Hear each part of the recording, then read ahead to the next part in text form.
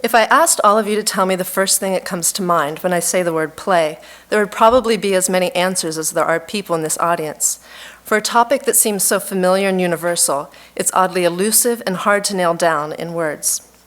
To some, it may connote running around outside in the sun, a childhood memory, a favorite game, toy, or gadget.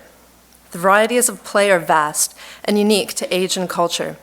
In today's high-tech world, the proliferation of wireless devices, alternate reality games, and social media have only further broadened the landscape of play. Tonight's talk is part of a larger series called Designing Play, which began in February and invites people of all ages to invent, explore, tinker, adventure, and have fun. Over the past few months, we've relied on designers of all types, graphic, landscape, and architecturally trained ones, to create hands-on opportunities for our visitors to play and problem solve.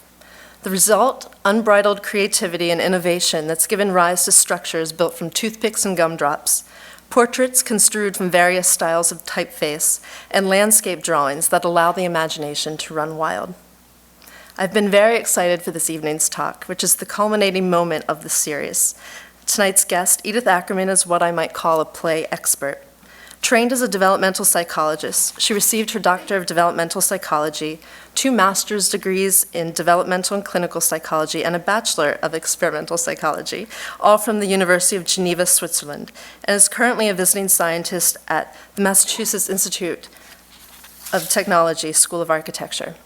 Her research has led her to team up with partners such as MIT Media Lab, the LEGO Learning Institute, and the Exploratory Museum in San Francisco to help shape the future of play and learning in a digital world.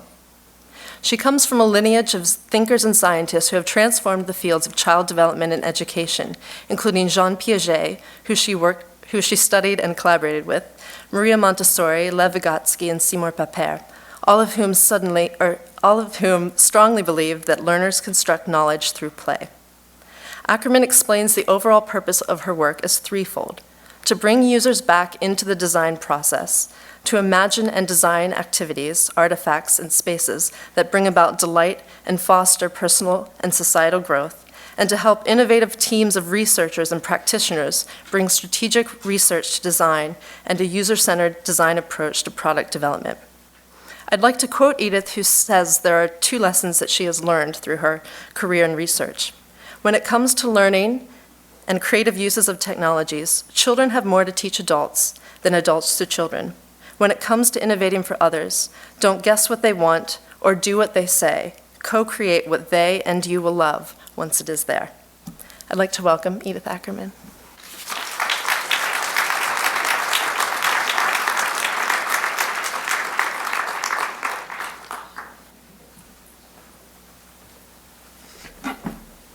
Thank you, Ashley, and thank you for having me come to the Walker Arts Center. I am coming more from the sciences and I am moving towards the arts, so it's a great pleasure for me to be able to talk here at the Walker Arts Center.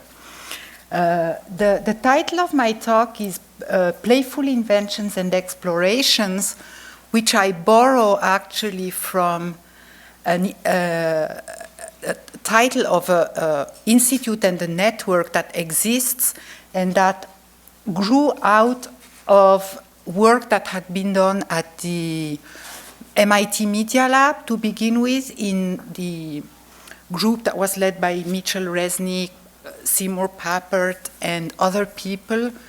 And then it grew across the country, and it included educators, researchers, artists, practitioners, theoreticians, and the purpose was actually to engage children in activities that are innovative, that are playful, and there is a whole evolution of this work that is happening also here in Minneapolis in this science museum and at the Exploratorium, where I had the chance to work quite a bit. So this evening I would like to talk a little bit about these relationships between play imagination, creativity, innovation, and design. As Ashley said, there are as many definitions of play than people in this room. And it has been very difficult for me actually to prepare this talk, because each time when you enter in the domain, you lose yourself, you get lost. So it's just my take on the question tonight, and it keeps changing, and I just want to, in a way, almost introduce a discussion.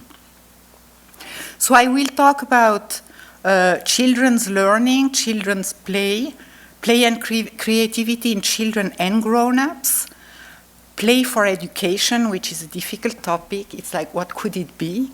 The future of play in today's children, so-called digital natives.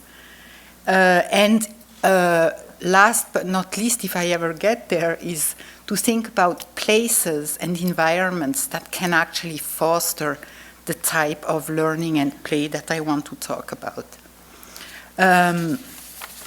So let me start by talking a little bit about the strong beliefs, and it's more than beliefs, that actually some of the lessons that I learned in working especially with Jean Piaget, but then with other people also on what learning is about.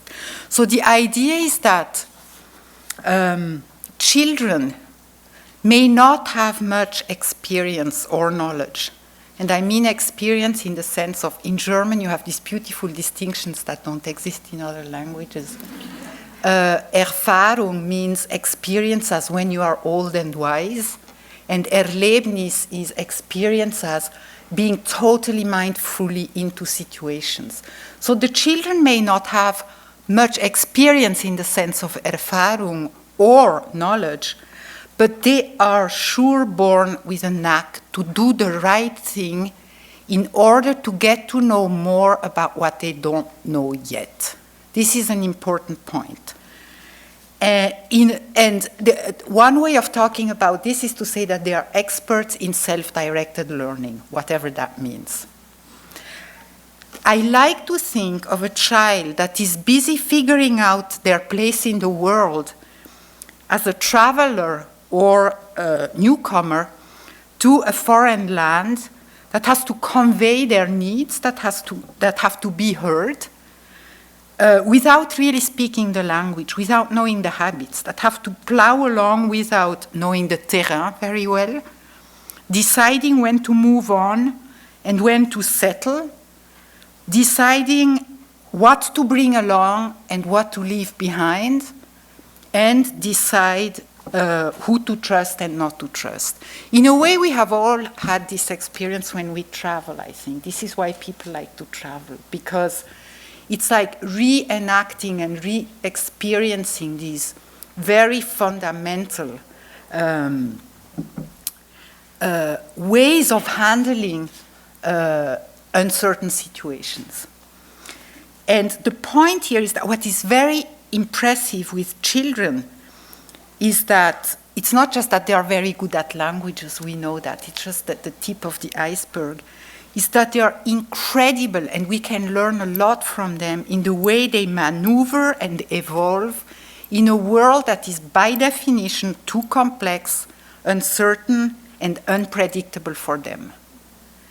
So that's a starting point. And I do like the way in which Jean Piaget, who was my mentor, and he's a Swiss developmental psychologist who is quite well known, he has had a strong influence in education, even if he didn't think of himself as an educator, and that's another interesting point.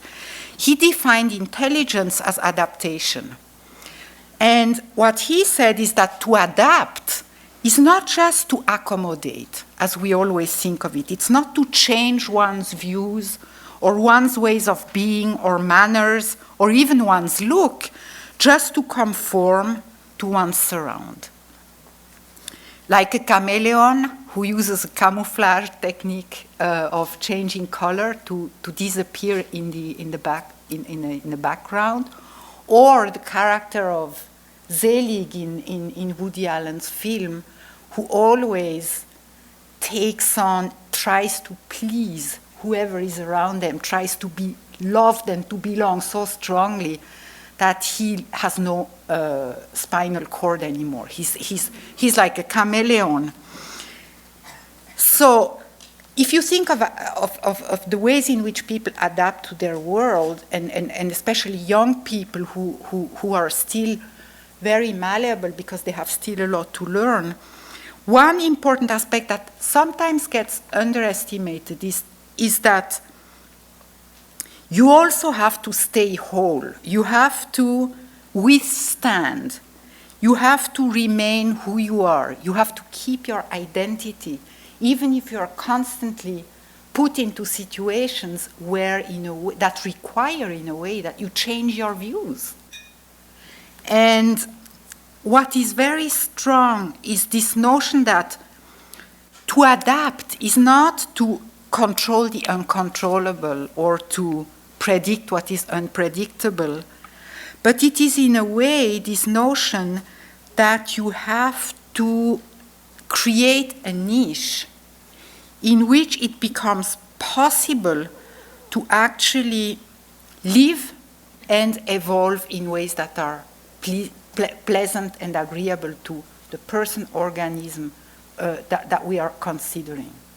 So the whole theory of Piaget that I am very actually influenced by is built around this notion of what it means to actually be, fulfilled personally and also intellectually, and in a way to succeed in the world. So at the beginning, the children are very fused with their world. There is like no distinctions between themselves and the world. And as they grow, there is this bifurcation, but they always happen at the same time. It's like socialization, individuation, becoming an agent and becoming, in a way, able to relate to other people. Attachment, detachment. And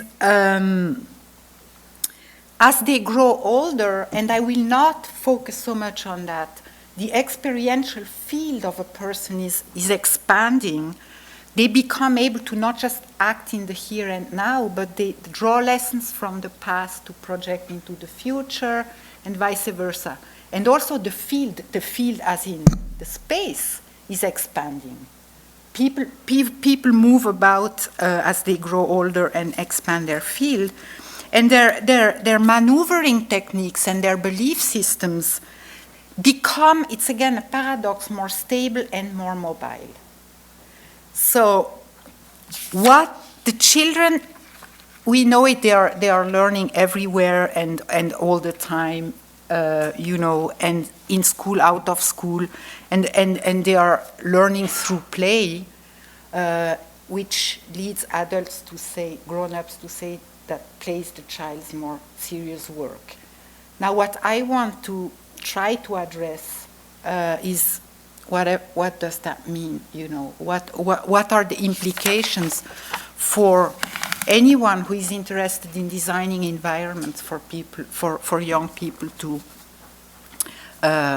actually grow and live and learn in. So I will talk a little bit longer about Jean Piaget, and then I let go of him. He's mostly known for his stages, developmental stages, and in a way it's important because it provides a window in what young people are interested in and able to do generally at different levels or ages in their development. But there is more to Piaget than his stages, and the part that interests me most is this notion that children have very coherent and robust belief systems, and that their belief systems are stubborn, they are not easy to shake, and that this is so for very good adaptive reasons. And the whole theory shows that it's not to say that the children don't change or are not influenced when they relate to others or when they interact with the world, the views are constantly evolving, but they are evolving according to almost a logic of their own. When their beliefs system change, it's jump-wise. So in other words, what this means is that it's not just because you experience something at some time that you are going to learn these pieces of knowledge. It's that you act in the world in different ways and you begin to form a very structured belief system. He calls it structure, but it doesn't matter. It's like these pieces of knowledge or ways of making sense of the world, they hang together. They have codependencies between one another. All this to say that this has profound implications for education. The first profound implication for education of this view is that teaching is always indirect. No matter whether we like it or not as educators, teaching is always indirect because people will always interpret, assimilate what we tell them, teach them, show them, the way we guide them into situation according to their own belief systems, experiences. They will retranslate it. The more disturbing and important consequence is that Piaget used to say it in a very provocative way. He said, whatever you teach to a learner, you don't allow them to discover by themselves. It's this notion of, wait, don't tell me. When kids say, wait, don't tell me. It's, I want to discover it by myself. I mean, I need leads, I need offerings, but I want to discover it by myself. And related is this notion that any theory of learning that ignores or doesn't pay enough attention to resistances to learning or teaching in a way misses the point. Another important idea that was developed more by people I worked with later in my life, so I spent sort of half of my life trying to understand how children's worldviews evolve, in different domains, like mostly in the sciences at the time. And then I started working when I came to the US with designers, educators, people who actually try to design environments for these kinds of learning to happen. And one of the important ideas also from the background working with Piaget and the whole team is that there are all these paradoxes. If you actually want children to internalize their action or to become good thinker, a good way of doing it is to let them externalize what they think.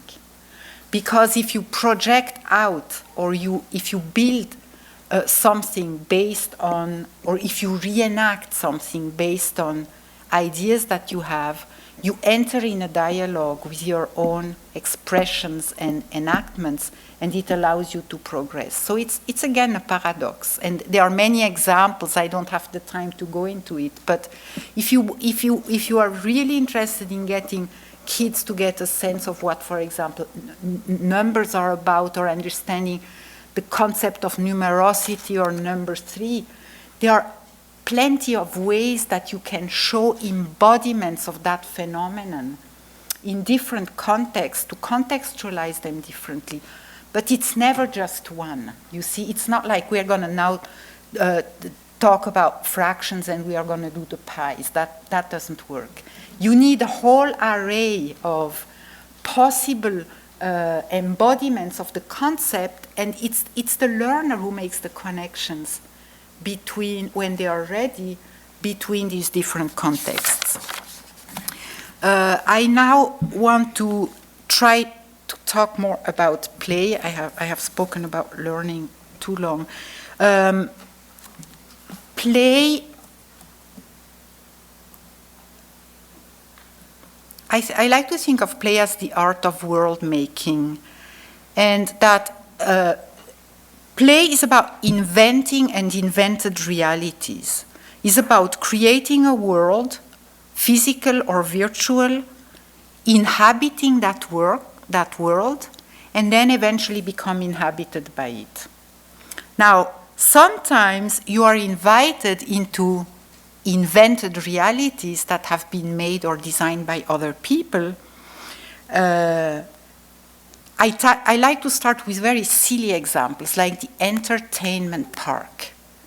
I think this is the word where the roller coasters are, and imagine humanity has invented for itself these crazy devices where people actually go there to either take the driver's seat and sort of experience the thrills of things that if they did it in the real world, it would be really dangerous, scary, or be taken for a ride even, be taken for a ride where you experience things in ways that are just like not so usual in real life. And in a way, I like to take the example of the entertainment part because we are all thinking that this is not real play.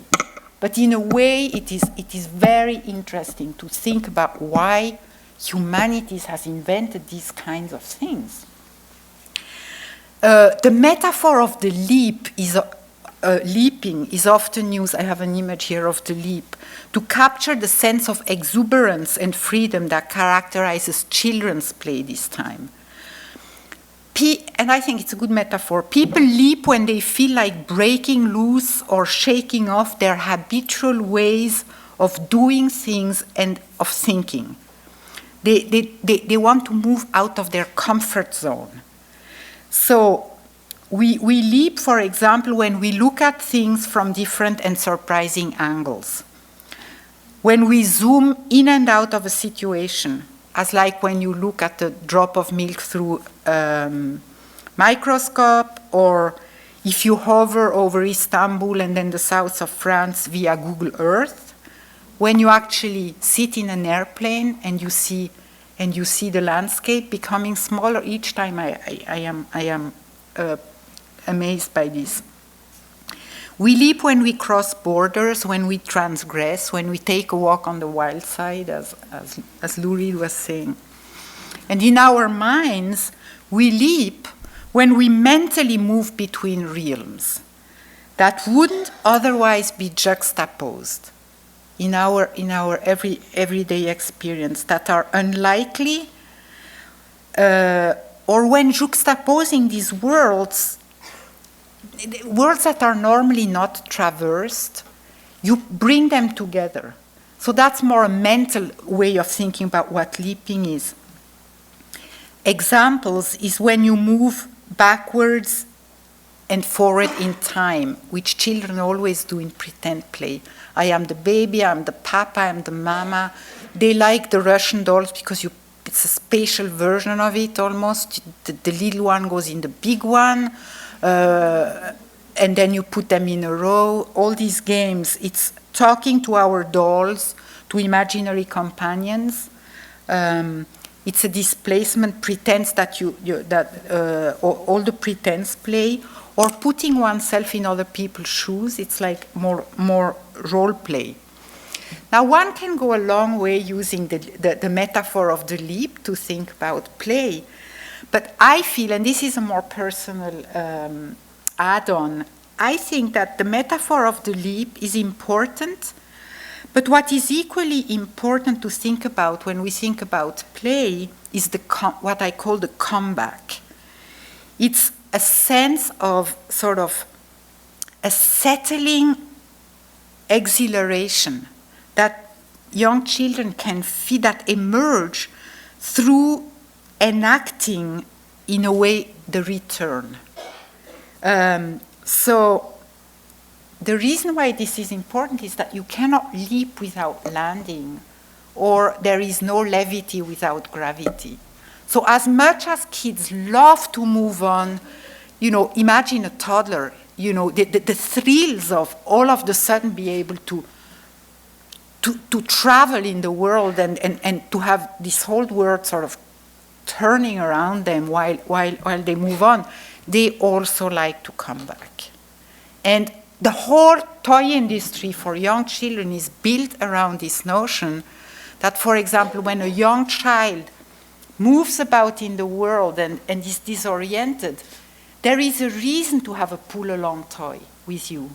Because what it does is that it gives you a sense that there is something invariant, there is something constant. It's your distance from it, it's the fact that it follows you, and it creates this sense almost of a very ephemeral home for a little while, which is important. The children play home. One of our colleagues, Diane Willow, actually just put a tent inside of the Children's Museum with light coming from inside. It's a beautiful exhibit because it taps into children's desire to have tree houses, their own little secret gardens and so on. And there is another thing that is important. It's the Hansel und Gretel aspect is like, it's nice to wander into the forest. It's nice to go wait for the moment of magic. It's nice to go catch the butterflies. But it's also nice to know that you can come back. And the whole mythology of the labyrinths, of leaving a thread behind, of leaving breadcrumbs behind, is an enactment of this desire to both move out, transgress, walk on the white side, and have ways of coming back. And as soon as the children learn to actually talk and scribble at the same time, because it's not that one appears before the other. It's a bifurcation. When the children become like 2-3 years of age, they acquire what is called the symbolic function, and it has all these manifestations, learning to speak, playing with imaginary companions, starting to pretend, make believe, suspension of disbelief, first sense of humor, and an incredible excitement when they can leave traces behind. When they write and when they walk, they become interested in steps. And I think those are very fundamental. And they are played out constantly when the children are at play, and probably also when grown-ups are at play. Why doesn't this one move now? Oh, okay. I had collected a few definitions of play, but I am going to let them go. There is one that is important, is by Winnicott. He talks about the importance of transitional zones. And he talks about these objects that very young children fall in love with, because in a way it allows them again to navigate the unknown. In this case, it's more relational. It has to do with the mother that is not always so good because every now and then she leaves. and to keep, in a way, this transitional object, this blanket, or whatever the object is a way of actually saying, I can survive. I can survive this separation. And they treat the transitional objects in the way that they feel they are treated by the person who cares about them. So Winnicott speaks beautifully about the fact that the transitional object has to be forgiving enough and resilient enough to be loved but also hated, to be, to be treated in all kinds of ways. And John Holt is an educator. He says that, when children play and use fantasy, it's not to get out, but to get into the world. And this is an important idea, because when we see, for example, kids playing video games, and so we spoke about this at lunch, it is not that it's an escape. It's like, if I read a book, it's not an escape from reality. It gives me the possibility to actually establish a dialogue between what is and what could be, it allows me to invent different narratives than the ones that I am experiencing under certain sets of constraints by changing those sets of constraints and embellishing, or the opposite, or just giving in a way the kind of weight and ending that are more feel more desirable. Now, the play and creativity is another difficult distinction to make, because it's not the same in children, in grown-ups, and it's not necessarily the same in the sciences and in the arts. And yet they have something in common. Many people, and De Bono in particular, they talk about the fact that creative individuals, I have it here, scientists, artists, or just plain folk usually make better use of what is called lateral thinking. In a way, it's like leaping. An ability to break loose from acquired mental habits by looking at a problem from different angles. De Bono has been popularized in ways that are not interesting, but he himself was a deep thinker, and what he says is that lateral thinkers tend to explore all the different ways of looking at something rather than accepting, this is important, the most promising and proceeding from that. They do not assume that old ideas should have precedence until something better turns up. This is very Piaget. Huh? I mean, as long as my worldview are good enough, I'm not going to change. So in a way, it's dominances. It's not that they are in opposition, but they are people, and I notice this with designers a lot, who are more willing to play that game of not taking for granted what actually has become things they know or believe in. So one way of thinking about this is to say, normally, at least in scientists, the idea is to look, I have it written here, it's driven more by curiosity than playfulness, and those seem a bit artificial to separate, but I think it's a useful thing to do, at least for a little moment. Curiosity is driven by the urge to figure out how things work, to grasp the logic of the patterns behind the surface of things, to explain things away, sometimes a bit too much, to debug, to prove, and they have a clear adaptive function. It's to turn the unfamiliar into the familiar, the unknown into the known. Playfulness is doing something different. It's sort of driven by the desire to imagine alternatives, which actually scientists do a lot if they are innovative. Suspension of disbelief is so important. The ability to fictionalize, to dramatize reality. And its adaptive function is slightly different from the one of getting to know. It's to turn the familiar or the taken for granted into the uncanny, the humorous, and the incongruous. I am going to pass on this. This is the notion that it's very important to let the objects talk when you are actually in the process of playing and also in a design process. And children at play, or people who are playful, do that a lot. They let the objects talk to help them. No, I'm sorry, I am not being clear on that. They are people who are always able to solve problems in ways that allows them to think less.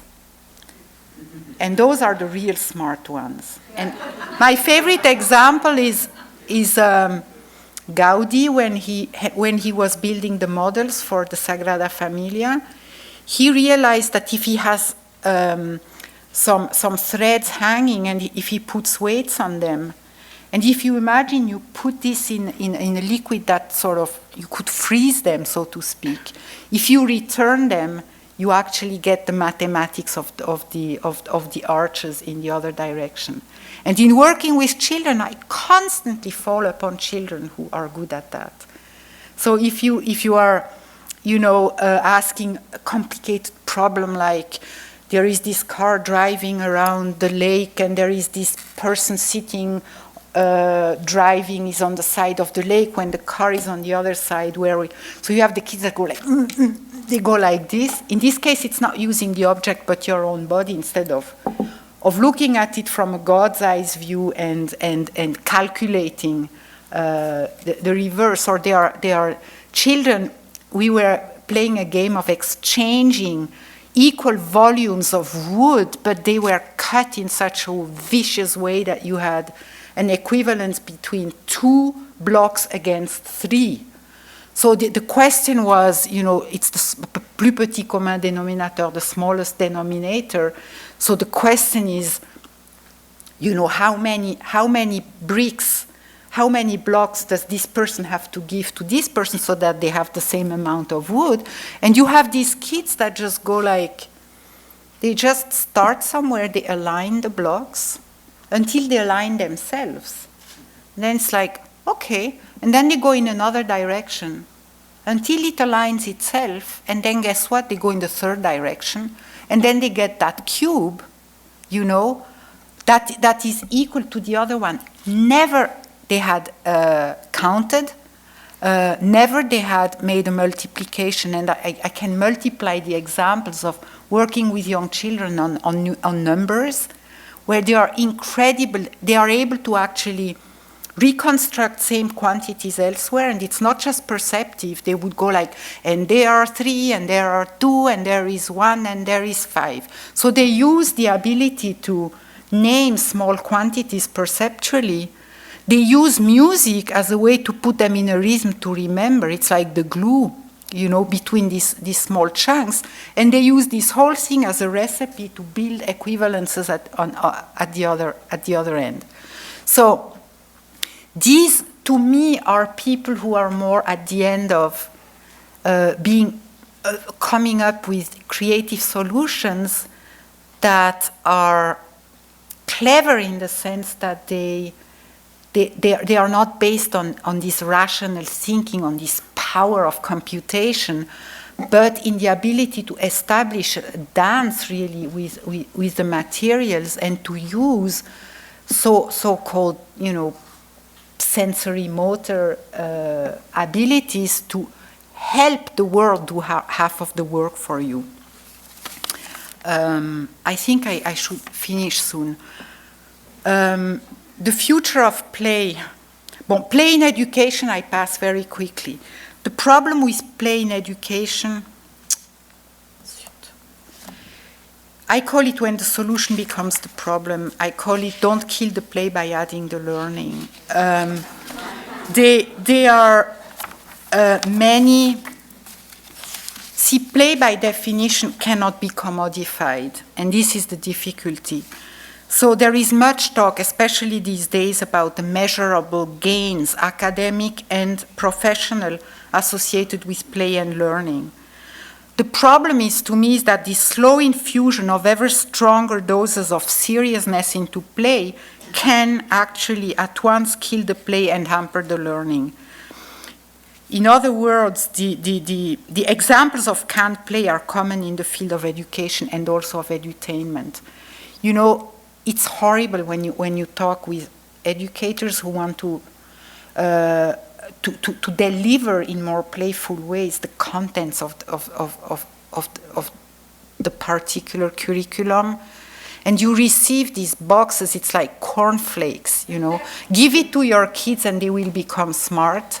And it has actually led to scandals with Mozart.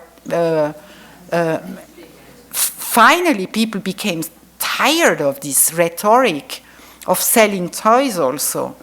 And I mean, I don't have to go in detail more about that. The future of play is the idea that today's children don't always play, learn, or mingle the way we expect them to, and what if they did it in richer ways that we don't always see? There are a few areas of change that are very clear, even if one doesn't want to exaggerate the generational gaps.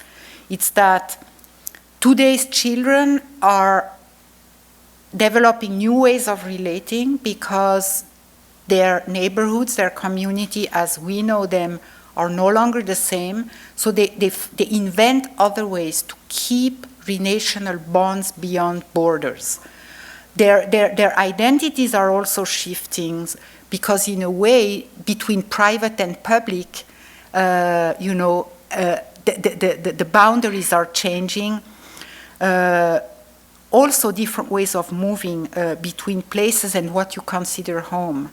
There are many children who want, if they have split families, they want either to have the same toys in both homes, or they carry like little Ninja Turtle bags that are always heavier because they actually want to carry the thing with them. And what they want is they become fascinated with all the play that allows them to actually glide between these places.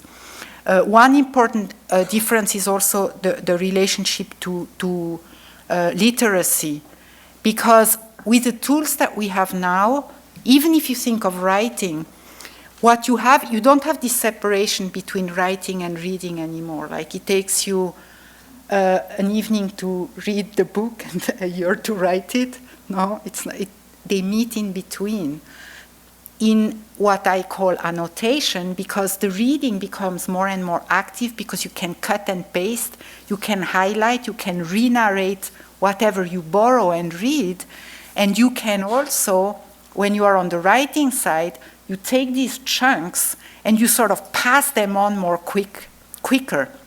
So you have this circulation and distribution of half-baked ideas that is very characteristic of the way in which the kids work and that create incredible problems in education.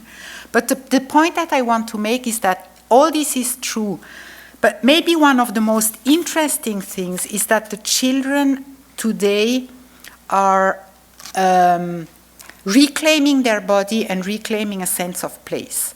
It's as if they had been in the virtual world for a bit long. So now you have the emergence of all these toys like Wii, but you have also the children who actually begin to re-enjoy, even if they go on the web, they pay more attention to the context, the physical context in which they do that. So I have one slide here that is sort of the manifesto of the digital kid, what they would like from. It says, give me toys that I can carry along, give me toys that make me feel home wherever I am, give me toys that help me find my ways and orient myself. So this is besides the leaping and that allow me to give me building elements that I won't lose. This is difficult. If you are a builder on the go, it's like Lego won't work because you lose them. And to capture this notion, it's like make me able to explore and use my creative skills locally, globally, anywhere, anytime. But please don't forget, I do have a body and I like to use it. I am exuberant, I am physical, so make me fly, transport me and teleport me, but also make me touch, feel, move, ground me.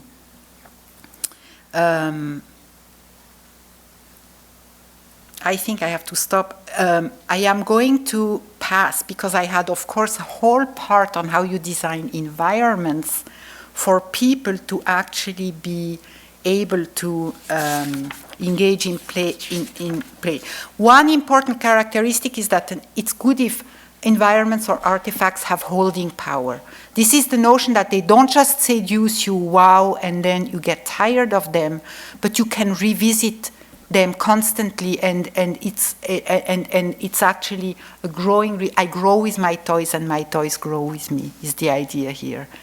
There are other qualities of these environments that are important, that they allow you to immerse yourself, but then to come back. That they are forgiving in the sense that nothing kills. That's what's so useful in video games. You can change perspective.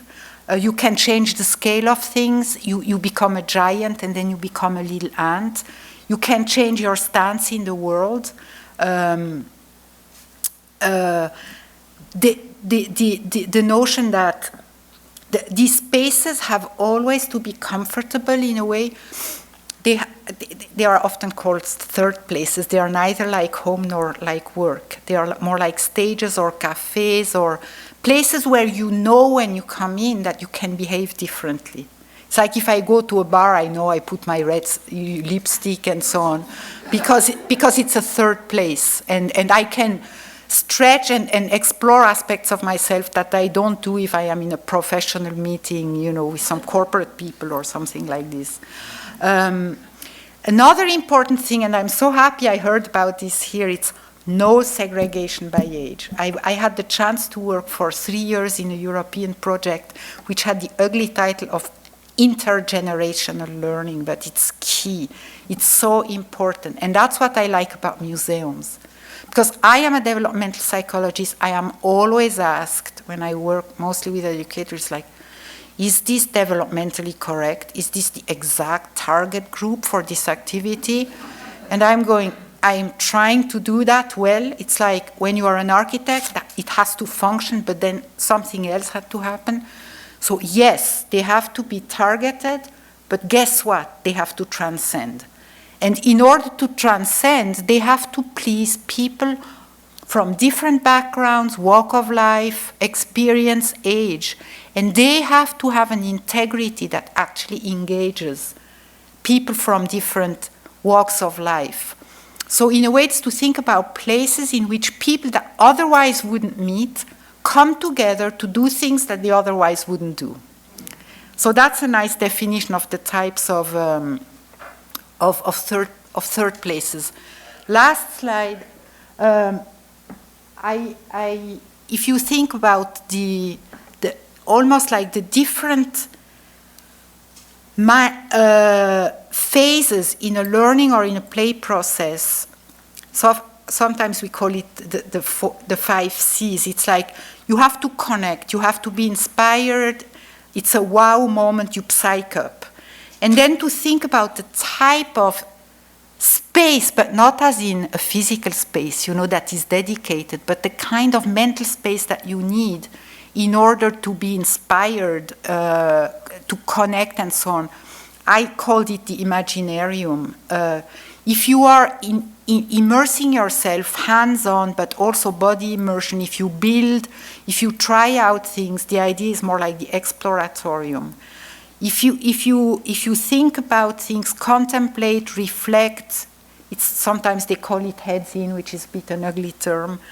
It's more like the sanctuary, because you want in a way some quiet in order to play back, and that's what I spoke the whole evening. It's that category, to play back things, to revisit, to recast, to give them form to ideas, to dramatize. It's the stage. And share, negotiate, collaborate, mingle. It's the piazza. So these are again. They are. Voila! I am done. Thank you. I think nothing is harder than to give recommendations that are specific enough for people who want to design environments that are rich for play and learning. So I am only scratching the surface, because the recommendations are much too general. And even if you start really defining the qualities of these environments, like they have to allow iteration, they have to be forgiving, they have to be like good enough mothers, they have to be this, they have to be that, it's always a little bit too general, and it doesn't quite help. But I leave this for the discussion. Thank you.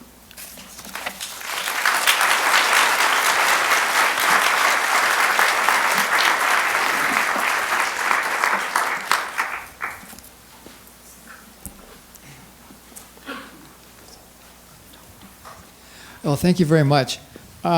We have a 4-year-old granddaughter, and she likes to play hide and seek. And I was wondering, Yes. what's the attraction or the interest or what is it about hide and seek? Thank you for this question. It starts in babyhood with peekaboo. It takes various forms. Hide and seek is one form. It all has to do with enactments that the children enjoy and in which they play a very active role to engage in, to actually explore this notion of permanency, object permanency. And when we talk about object permanency, we don't think just of objects, but of people.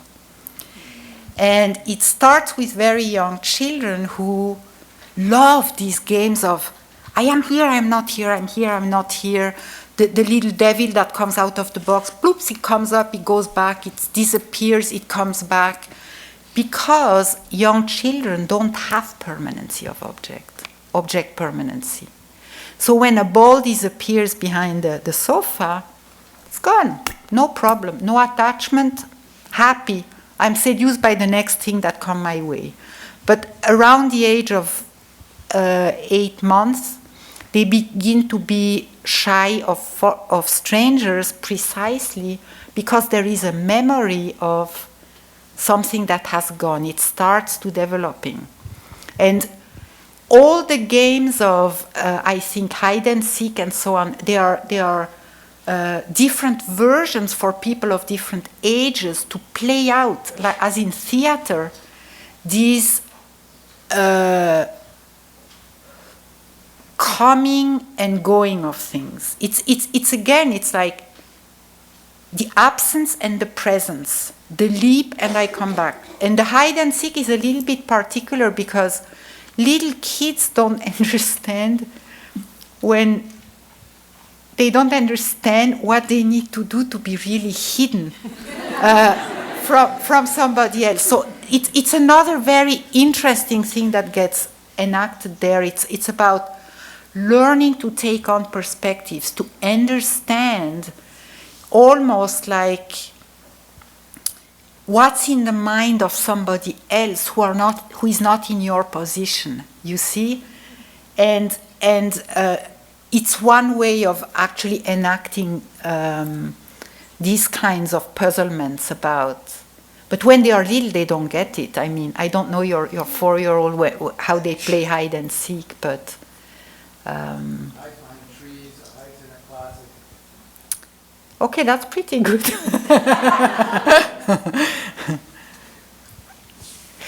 But you see, this can. It's hard to interpret too much, but this can almost be an enactment of, I make this up, of, I know you're going to find me again. Because there is always this double joy, pleasure, and puzzlement about, I want to go, I want to be autonomous, I want separation, I want to be Ulysses, I want to be the traveler, I want not to be attached. But at the same time, I want to be attached, I want to be Penelope, I want to come back, I want to be comfortable. And these are very difficult balances to achieve. And it's at the heart and core of what it means to grow as a person as well, you know, at the personal level as well as at the sort of cognitive level or relational level. These are almost archetypes, and I think that in the types of obsessions or archetypes that the digital natives, people today, engage in, have even more to do with that, because they are sometimes unwillingly living lives where they constantly move between worlds. They are more like nomads. And what do the nomads do? They always come back. They have these rituals of comeback. So you have many examples in a way of of kids. The way I imagine this mythology is again about I am going, you don't know where I am, but I am having fun and I am capturing things in the environment. It can be with your cell phone. It's like photographing what you eat, you know. I am going, but I keep track. I keep a trace. It's not even leaving a mark, this. But I keep track. And then, you know, at night, what do? I contact my friends to show them what I have been doing because that is as important. So in a way, you can all of a sudden shed light on some even of the technologies that they like to carry around or the things that they like to do through this lens, because you begin to realize that they love to share their captures. They save them for later, and then they love to share them on a common. Even if it's online, it allows them to play these games of I go, I come back. It's a long answer to hide and seek, but...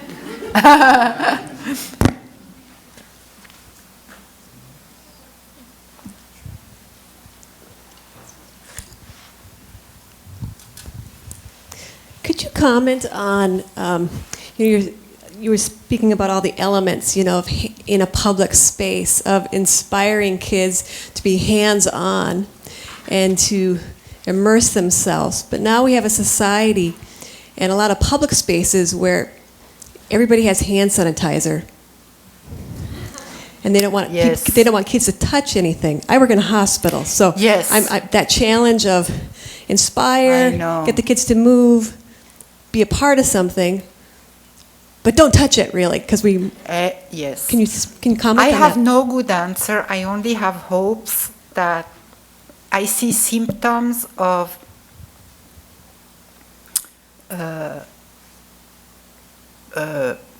new rituals around that we see that go counter this tendency. And the example I have in mind is the Makers Faire. It's a very strange phenomenon where all of a sudden you have all these people who have lived online, who have created their own second lives and all these things. They come together like to go to Woodstock, in tribes. And what do? They build stuff. And they show it to one another, and it has to be in a physical place. And some people like it, some people don't. Some people think it's not really art, it's not innovative, it's not. But I cannot answer your question. I can just try to become attentive. While this trend is certainly very strong, of creative ways in which, especially younger people, but not only, in which younger people actually deal with these kinds of challenges. And one of them was also that there was an incredible resilience at certain point on the part of the geeks, the ones who live constantly in the virtual world, to actually establish rapport with other people that are not physical. They were very close, but it was not necessarily physically close. And I don't know what this does on the other hand, you have these ways in which people come together also in hybrid ways that are very interesting. It's not only in online or and I become myself more and more interested in studying not just when you look at kids or young people staring at a computer screen and entering in their world. It's interesting to look at how they actually go in each other's houses. There are lots of rituals around this that go beyond just what they stare at. They like to slouch on couches. They have their own way of keeping a physical rapport with the place and other people, even if they they go away every now and then. It's like when we have our cell phones, we are still here. And I think the only way to go about this is to study these hybrids where physical, virtual, and digital merge in sort of interesting and unusual ways. That's all I can say. It's very difficult to, but I agree, you know, I arrived yesterday in Minneapolis at 3 o'clock, and I am at the center of the city, the financial center, I guess. And my question was like, ¿Dónde está la gente? Where are people here? It's like you have these streets that are totally empty. You have these gorgeous, huge buildings, the windows of which you cannot open most of the time. And it is a striking shock when you arrive. But I am an optimist because I think that people are very smart at inventing for themselves places and environments and rituals that make for that. And, you know, if you take, I come from Europe and I was like an intellectual in the 60s and the cafe was sacred and so on. But I enjoy when I see all the geeks working on their own computer in the cyber cafe. It's not the same, but it's a funny way that they have to come together without talking to one another intensely. It's like, you know, it's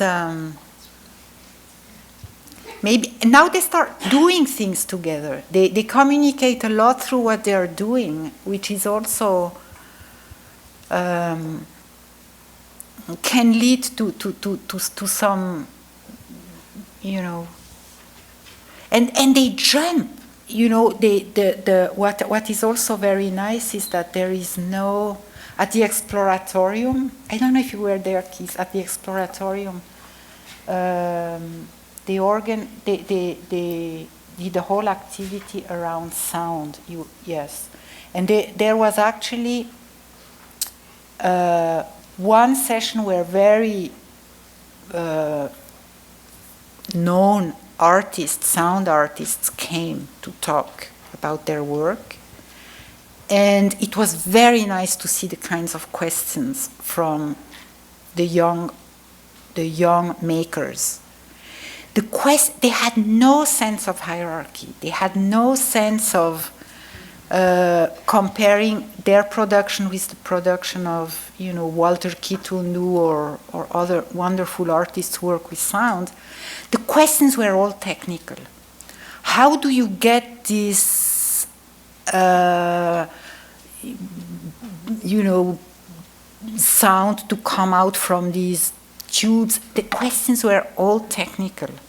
And I found this very interesting because it's as if they were in this world of hobbyists, of makers that work together. And the question is how to optimize what I am really interested in doing.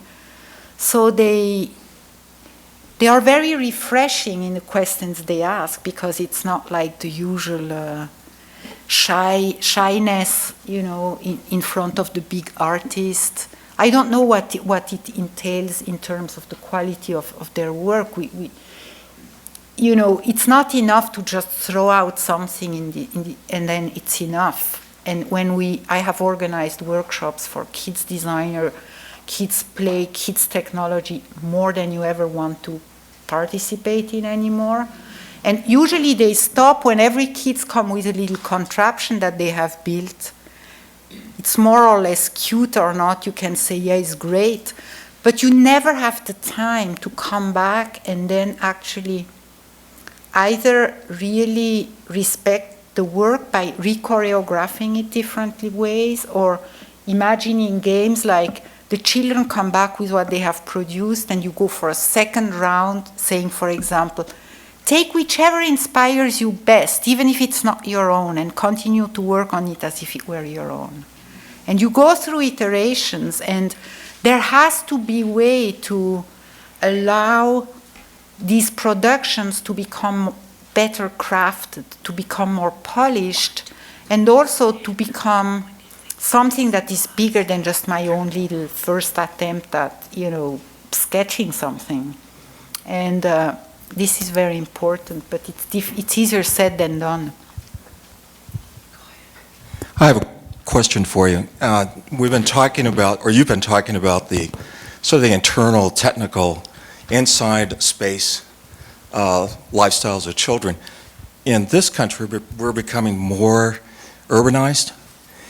What do you perceive are changes that are taking place in how families raise their children in more urban environments versus, say, 40 years ago when it was more suburban and rural? Yes, that's a whole other very complicated question, is that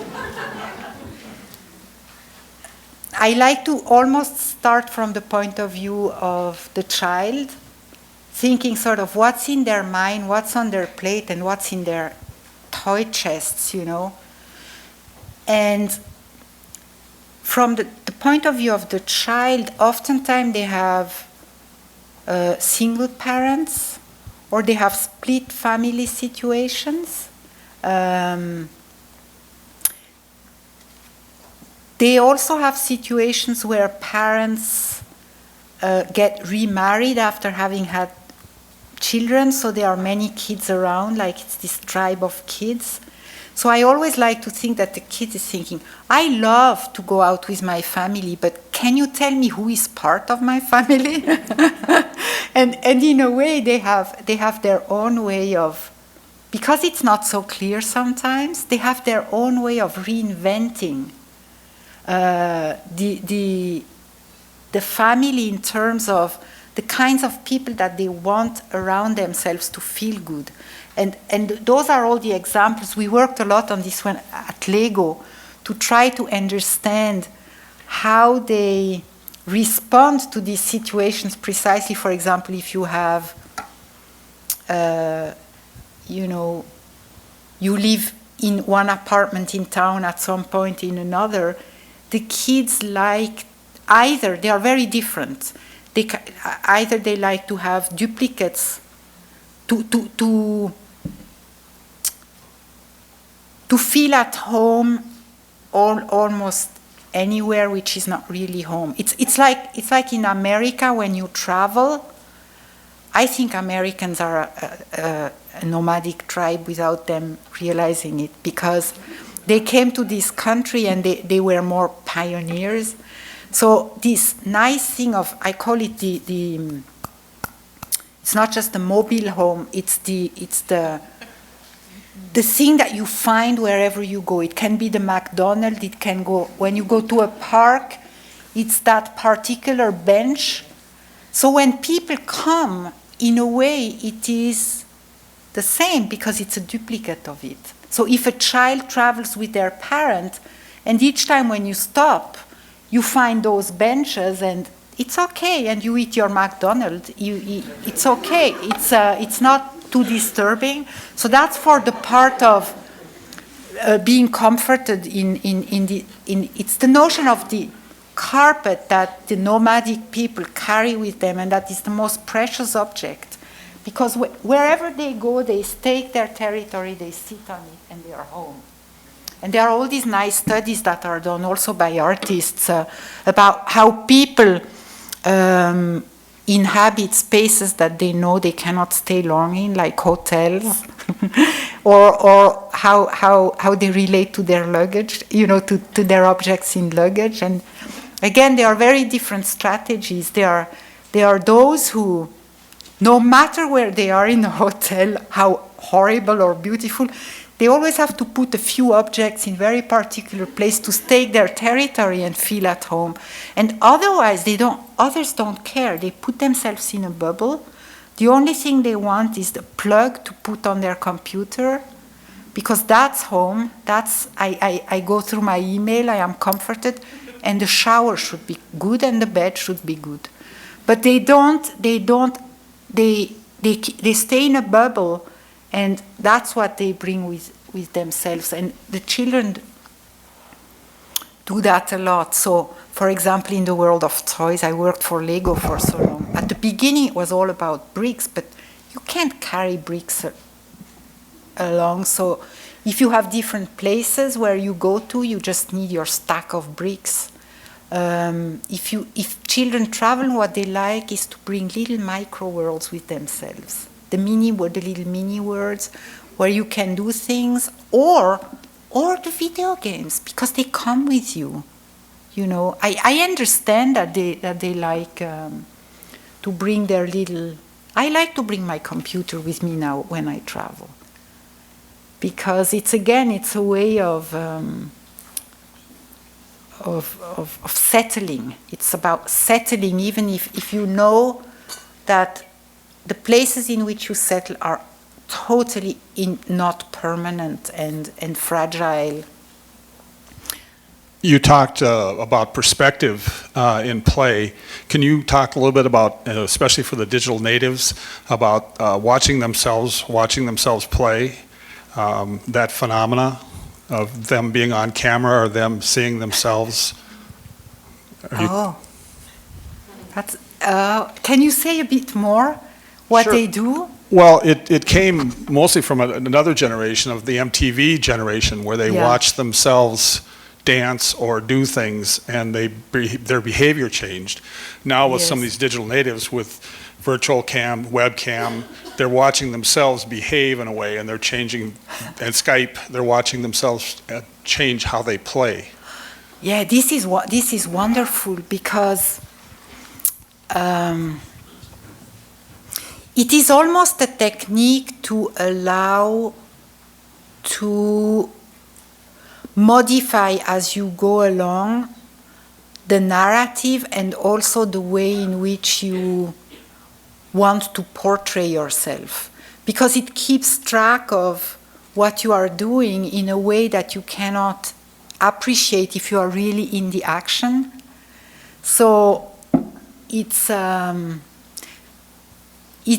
way of actually having these mirrors. Mirrors have been important, like in the Reggio Emilia school system for young children. They use mirrors a lot, and all kinds of mirrors. They have, for example, these triangular mirrors where people go in. They have all kinds of mirrors, and maybe it's a way to,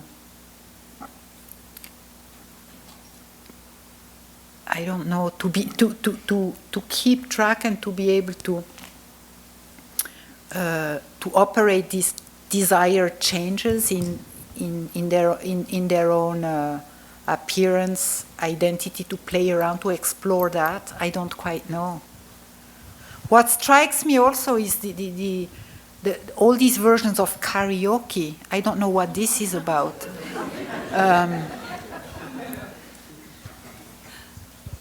I am sure you have better insights than I have on this question. Why do we like Legos so much? My goodness. Okay. This has to do, I think, with, I said at some point that one quality of environment can be, I grow with my toys grow with me. And they are very constrained. And I think they have affordances that don't please everybody. So what they are good at is that some people call it low floor, high ceiling. You enter, you begin to use your hands. Even if you have no ideas, you build something and it gives you an idea, and then you change it and it gives you an idea. So it's this notion that you start by meddling around, even if you have no ideas, and it's delightful to see that as you go along, you see things that are surprising, and it makes you have better ideas, and you go on and you sharpen it. It's not like to solve a problem that has one definite solution. So that's one thing that I think we like. What we like is the modular quality of the environment, is that you know somehow that there are many different ways of connecting things, and that it will always work because the system is modular, even if it's very constrained. I think also that the repertoire itself has become rich enough that you can move beyond just building towers and orthogonal structures. You can start doing other things, like if we add motors or sensors, you can start, doing interesting things. What I think Lego does not address is the wide walls aspect. When people talk about low floor, high ceiling, there is this notion. Wide walls mean it attracts many different types of people because it is very layered and it is very rich in the sense that it speaks to many people. And I think Lego, in a way, speaks to boys. It speaks to, it wants to speak to boys. It doesn't mean that many girls are not interested in, but they have been working along this path of just developing these wonderful elements to build these orthogonal structures. But what you see in workshops is that there are some people who are more attracted to using, let's say, even a contraption that does something, like a robot or a conveyor belt or some mechanical device. They come from a world in which they like more, I call it an organic rather than mechanical metaphors that they live by, and they like to create little creatures that will sense if there is no more water in the earth for the plant, and that will just water the plant, or some device that does something in the environment, but it's not that you control it or it controls something else in very mechanical terms. So in a way, Lego, I think, they have tried. They started, they actually, at some point, they were working on a very interesting system. How was it called? Oh, I forgot the name.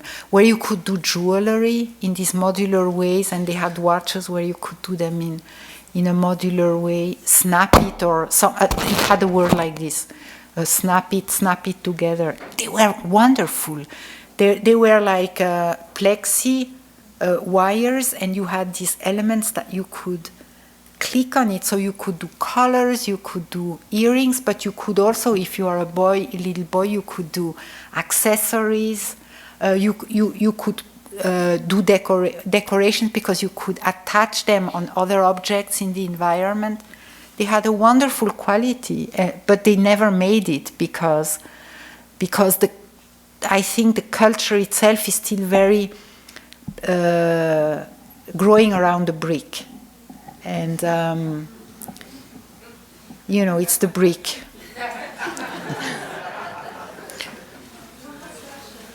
Oh.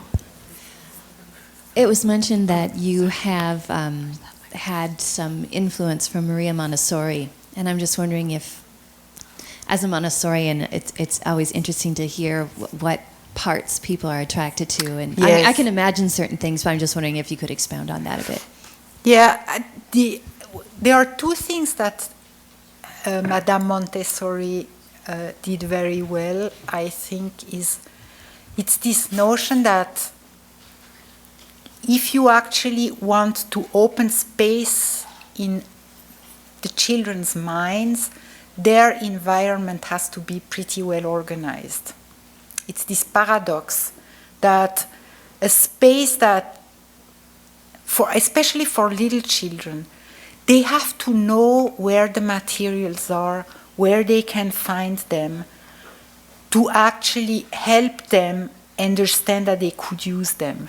If everything is messy around, if there is absolutely no clarity in what could be found where, it makes it more difficult to be creative. It's a paradoxical idea.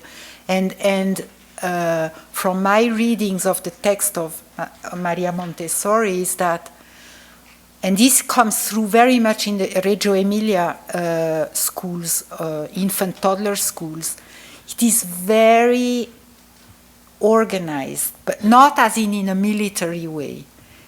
in a very gentle way, and the children are invited to the rituals of bringing the things back, and then we can play, we open it up, but we bring them back so that everybody knows where things are. That's one thing. And the other one is just, many of these materials have the quality of the Froebel gifts. They are extraordinary embodiments of aspects of a phenomenon that you can play with.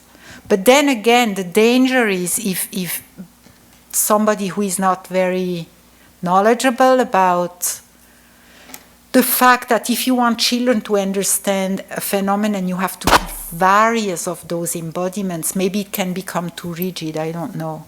But for example, the Montessori bells, you could imagine very different ways in which you can give a child a sense of music, and the Montessori bells are just a very nice one possible embodiment of aspects of the phenomenon. Then you can have games where, for example, you play with the synesthesia between movement and sound. You could have just playing an instrument. You could have building rhythm machines. I think the art, and probably she was very good at this. I don't know enough about Montessori because it's not really from within. I have never really worked in a Montessori school, but the art is really to imagine these different ways in which you can unfold the phenomenon, because otherwise embodiments are not good enough. You see, it makes me sad and sick when I hear now there is this incredible fad among academics. Everything has to be embodied cognition, embodied. And it is nothing else than, I call it in my own academic term, it's a return of a certain kind of empiricism. It's like, play with this thing, play with these cakes and you will understand fractions. Or, play with these materials, because the idea is that the concept is embodied in the materials, which is never the case. But I think the Montessori materials are, especially the way they are used in Montessori school, do that very well. And the third thing I like about her is that the senses are important to her, maybe more than to Piaget, because he was more interested in the child as a young scientist, and it was more heady. So the materials that they came up with, this game-like situation in which you invite the kids to play, they are also kind of nice, but not as nice. He doesn't pay attention to the senses so much, which Madame Montessori does. I don't know if there are still aspects that you think of that I let aside, that you enjoy.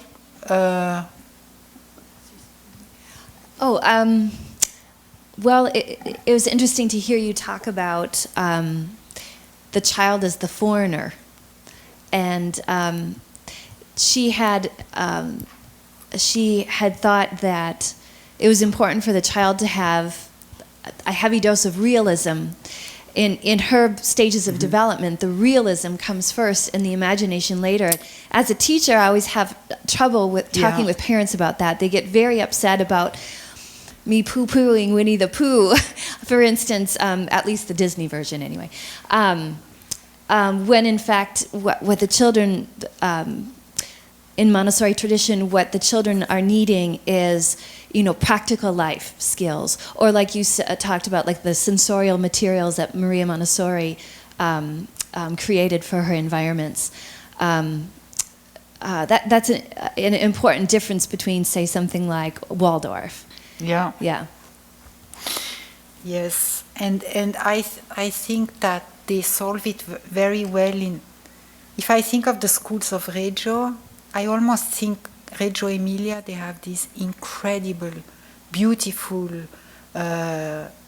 way of working with very young children. And you can almost think of it as, if Madame Montessori was still there, she would be in that school with many artists who work with children like Bruno Munari, or people who work on children and poetry. And, it's very rich. And in a way, it's true. They would say things like, we are what we eat, and the children have to behave in a way. They have this lovely kitchen, and you see the kids, they are They are not completely crazy, you know. And they have these spaces where they actually play games like going to the store, where they do these things. But at the same time, they also do these completely different types of things. They crawl through mirrors, they do things like this, but they also do these installations. The kids do installations. So, for example, they use the overhead projector to project things. And when you see the children play, it's the same. I think it's us adults, we have poor ways of establishing distinction between realities and fiction. It was a constant discussion at Lego. And I think it's a better way to think of the fact that every reality is an invented reality, and sometimes you need to play out things that seem very mundane. Like it's nice to do the dishes when mom does the dishes. But sometimes it's also about something else, you know. Sometimes it's about hide and seek, because there are not just these pragmatic things that make us who we are. It's also the fears that we have, the way we see ourselves, you know, the way we relate to other people. And they are traditions and groupings. Play types are all about that. So my suggestion would be to try to break this distinction the way we usually do it between things that are more realistic and things that are more imaginary, or even in kids' drawing. It's the realistic phase actually in the kids' drawing comes later, because when they are little they draw what they know, what they imagine, and then it becomes more realistic. I don't know, but I myself find it useful to abandon these dichotomies, because you have too many people who say, you know, the kids from inner city, they cannot pretend. For them it has to be very pragmatic. The girls are more like realistic, it's like, I did lots of studies of young children's pretense, and the fundamentals are less about that than about how they engage with the play. So I did notice something. It's neither the girls are controlling when they are in the kitchen and the boys when it's outside, or the girls play more realistic, or, you know, it's more about, for the girls you would find things like this. It's like they choreograph. So they are like a giant, and they have this little thing, and this one talks to this one, and this one talks to this one, and in a way they take on a God's eyes view, and everybody always says the girls are more immersed.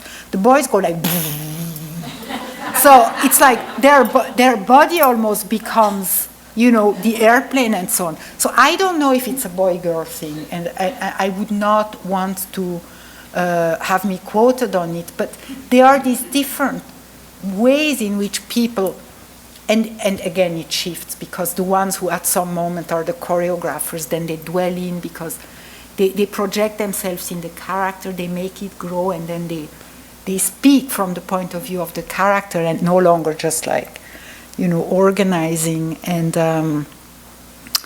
it's very difficult to talk about reality or fiction in that way, because sometimes, I don't know, the reality is strangest of all fictions sometimes.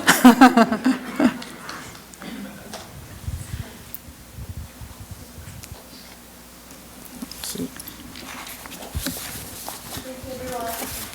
Thank you.